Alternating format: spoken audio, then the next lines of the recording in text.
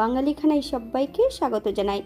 আপনারা তো অনেকভাবে ওলের ডাঁটা বা ওল শাক রান্না করে খেয়েছেন। একবার আমার মতন করে সহজ পদ্ধতিতে আপনিও শিখে নিতে পারবেন ছোট ছোট টিপস সহ। কম তেল মশলায় কিভাবে ওলের ডাঁটা এবং ওল শাক রান্না করলাম, চলুন সেটা একবার দেখে নেওয়া যাক ভিডিওর মাধ্যমে।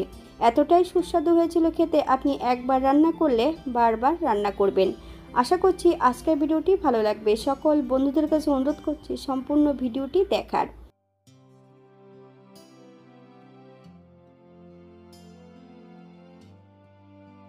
আজকে আমি এখানে দুটো রেসিপি তৈরি করব।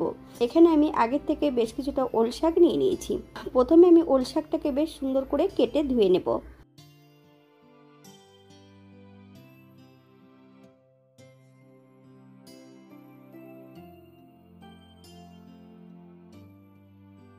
ওলের ডাঁটাগুলোকে খোসা পরিষ্কার করে বেশ সরু সরু করে কেটে নিতে হবে।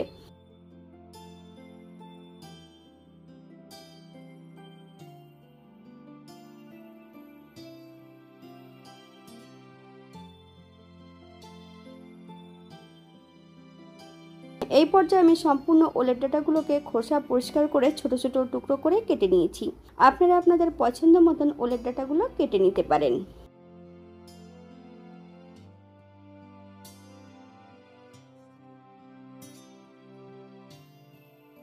একটা কড়াইতে বেশ কিছুটা সরষের তেল অ্যাড করেছি। তেল গরম হওয়া পর্যন্ত অপেক্ষা করতে হবে। 8 থেকে 10 কোয়া রসুন এই পর্যায়ে অ্যাড করব। 2 থেকে 3 মিনিটের মতন মিডিয়াম আঁচে ভেজে নিতে হবে।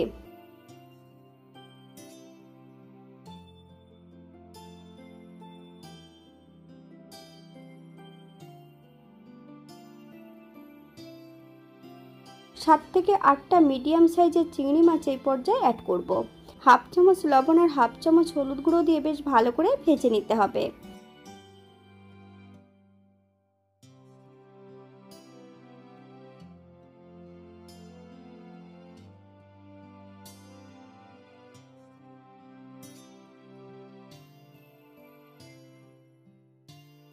এখানে বেশ কিছুটা গ্রেট করা নারকেল অ্যাড করেছি। আপনারা যদি পছন্দ করেন তাহলে পরিমাণে বাড়িয়ে দিতে পারেন। 2 থেকে 3 মিনিটের মতন বেশ ভালো করে ভেজে নিতে হবে, অথবা যতক্ষণ নারকেল সোনালি রং না হচ্ছে ততক্ষণ বেশ ভালো করে ভেজে নিতে হবে। সম্পূর্ণটা মিক্সার বোলের মধ্যে অ্যাড করে দেব। সামান্য একটু জল দিয়ে একটা মিহি পেস্ট বানিয়ে নিতে হবে, তবে 80% মতন একটা পেস্ট তৈরি করে নিলেই হবে। কড়াইতে বেশ কিছুটা আবারও সরষের তেল অ্যাড করব।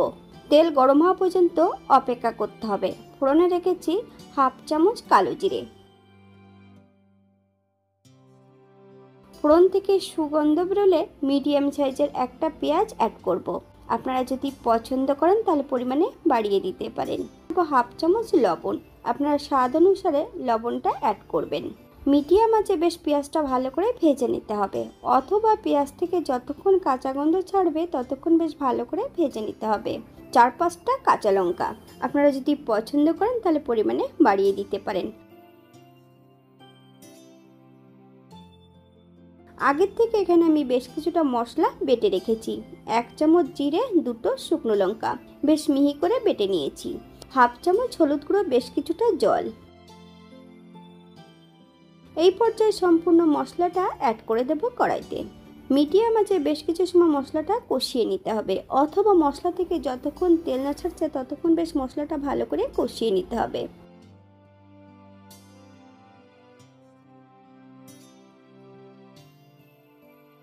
মশলা থেকে তেল ছেড়ে দিয়েছে। নারকেল, চিংড়ি মাছ আর রসুনের পেস্টটা অ্যাড করে দেব। মিডিয়াম আঁচে মশলাটা বেশ ভালো করে কষিয়ে নিতে হবে।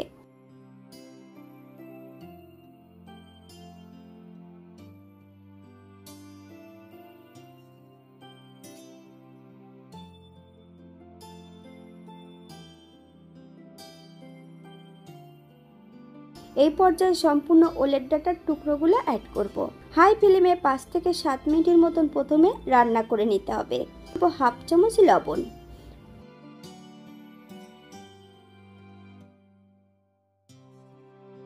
বাঙালি রান্না ঘরোয়া উপকরণ দিয়ে। আপনাদের যদি রান্নাগুলো পছন্দ হয় তাহলে চ্যানেলটি সাবস্ক্রাইব করে দিয়ে পাশে থাকবেন।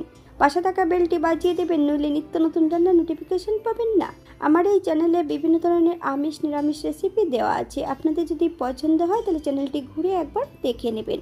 তবে আমি এখানে আমিষ রেসিপি করছি ওলের ডাঁটা, নিরামিষও কিন্তু আমার এই চ্যানেলে দেওয়া আছে, আপনাদের যদি পছন্দ হয় তাহলে একবার ঘুরে দেখে নেবেন। এই পর্যায়ে 7 থেকে 8 মিনিটের জন্য মিডিয়াম আঁচে ঢাকা দিয়ে রেখে দেব।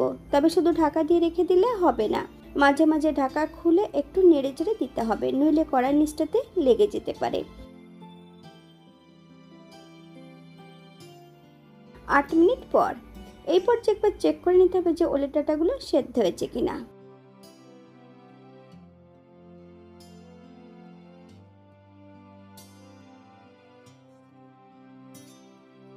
স্বাদ ও গন্ধের জন্য আমি এখানে বেশ কিছুটা কাঁচা লঙ্কা আর 1 চামচ চিনি অ্যাড করেছি। আপনারা যদি পছন্দ করেন তাহলে পরিমাণে বাড়িয়ে দিতে পারেন। তবে চিনি অ্যাড করার পর মিডিয়াম আঁচে 4 থেকে 5 মিনিটের মতন বেশ ভালো করে রান্না করে নিতে হবে, অথবা কড়ার নিচটাতে যতক্ষণ ওলের ডাঁটার জল থাকবে ততক্ষণ বেশ ভালো করে নেড়ে চেড়ে শুকিয়ে নিতে হবে, নইলে কিন্তু গাল কুটকুট করতে পারে।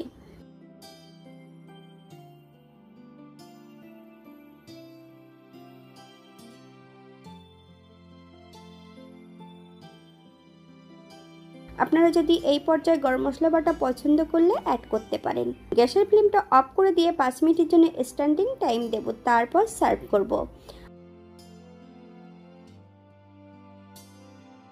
এটা দেখতে যেমন ভারী সুন্দর হয়েছে, এটা গরম ভাতে খেতে কিন্তু অসম্ভব ভালো হয়েছিল। আপনারা বাড়িতে একবার একই পদ্ধতিতে বানিয়ে নেবেন।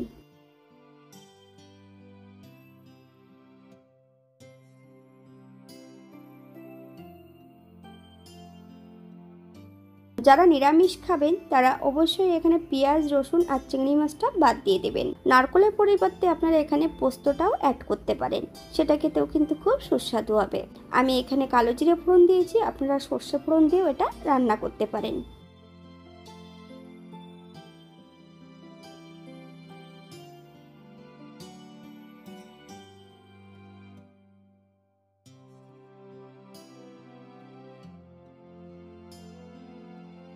আজকের দ্বিতীয় রান্না ওল শাক। তবে ওল শাক আমি রান্না করব খুব সহজ পদ্ধতিতে, মশলা ছাড়া।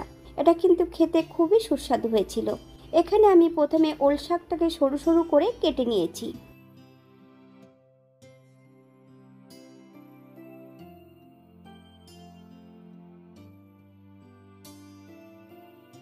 শুধু কিন্তু পাতাগুলোই কেটে নিয়েছি, ওলের ডাঁটিগুলো আপনারা পছন্দ করলে ওলের ডাঁটি সহ এটা কেটে নিতে পারেন। 4 থেকে 5 বারের মতন পরিষ্কার জল দিয়ে ধুয়ে রেখেছি। এই পর্যায়ে একটা কড়াইতে বেশ কিছুটা সর্ষের তেল অ্যাড করব। তেল গরম হওয়া পর্যন্ত অপেক্ষা করতে হবে। ফোড়নে রেখেছি কালো জিরে। ফোড়ন থেকে সুগন্ধ বেরোলে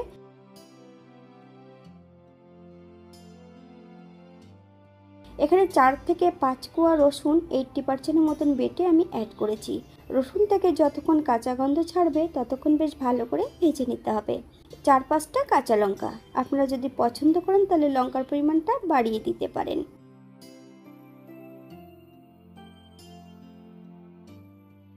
এই পর্যায়ে অ্যাড করব কেটে রাখা সম্পূর্ণ ওল শাক।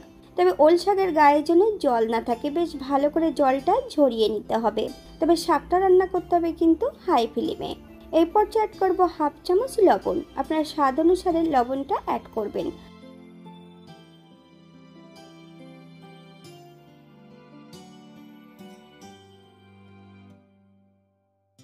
ঢাকা দিয়ে রেখে দেবো যাতে শাকটা সেদ্ধ হয়ে যায়। 7 মিনিট পর এই পর্যায়ে একবার চেক করে নিতে হবে যে শাকটা সেদ্ধ হয়েছে কিনা।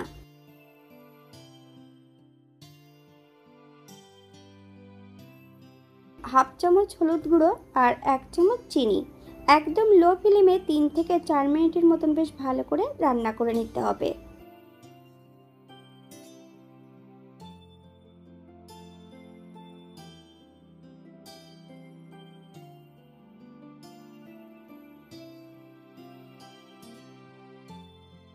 এই পর্যায়ে গ্যাসের ফ্লেমটা অফ করে দেব।